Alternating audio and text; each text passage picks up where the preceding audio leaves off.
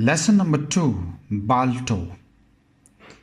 Balto is the true story of a dog who was a half wolf. The story took place in Nome, Alaska in 1925. As Nome is covered with the snow throughout the year, sledge is one of the most important modes of transportation. Balto was not a pet dog. In fact, no one liked him because he was a wolf dog. He always wanted to be a sledge dog, but no one wanted him on the team. It so happened that the children of Nome got very sick with diphtheria. One of them was a sweet little girl whose name was Rosie. She was suffering from high fever and cough. Balto was not her pet dog, but she was always very kind to him. She always felt that in spite of the fact that the Balto was a wolf dog, he was loving and kind. When Rosie was taken to the doctor, he was out of medicine that could cure diphtheria. He sent a telegram to Anchorage asking for medicine, but because of huge storm in Alaska, there was no transport that could bring the medicine. The only way to get it was by a dog sledge. A big race was held and the strongest dogs were selected so that the medicines could be fetched at the earliest. All the dogs of the town participated in the race. Balto was also one of them. Balto was fast and strong and the first one to cross the finish line. But even though he had won, Balto was not selected in the team just for the reason that he was a wolf dog and no one trusted him. The sledge team was led by a strong but proud dog called Steel. After several hours of travel, they reached the point from where they had to pick the medicines and set back. The storm was growing fast. Some of the tracks were completely covered with snow. Steel missed one of the track and the team lost its way.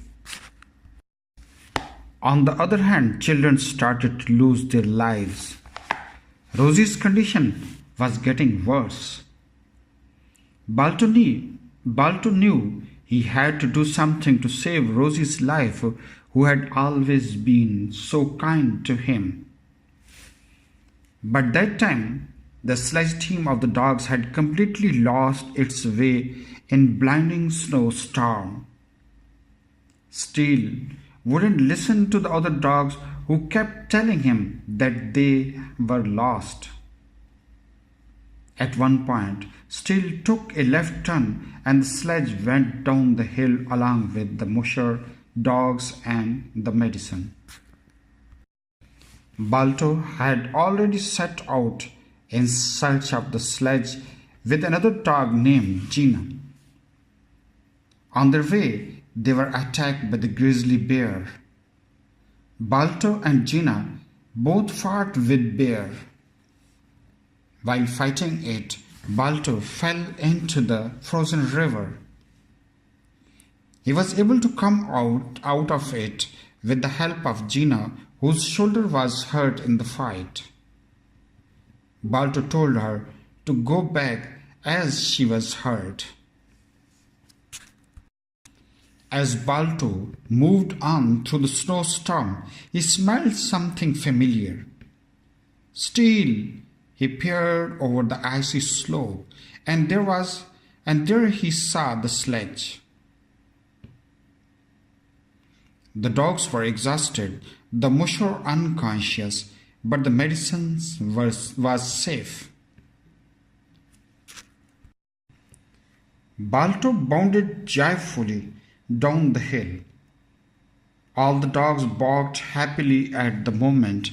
Steel stepped forward and said he wouldn't let Balto take the lead and attacked him. as the dogs were fighting, still jumped toward the Balto, who ducked and still jumped down the edge. Balto turned to the dogs. He made sure that the mushroom and the medicines were loaded securely on the sledge and set back. On his way, he met a pack of wolves who were watching him from the top of the mountain struggle his way through the storm. They all howled in encouragement. Following the trails he had made, he led the sledge forward through the snow. When he got close to the town, he gave a howl full of thrill. The whole town, along with Gina, ran out of their houses. Everyone was present to welcome the team. The bravery of Balto saved many lives. In the recognition of his efforts to save the lives of Rosie and so many other children, Balto's statue was posted near the entrance of Nome, which still stands there.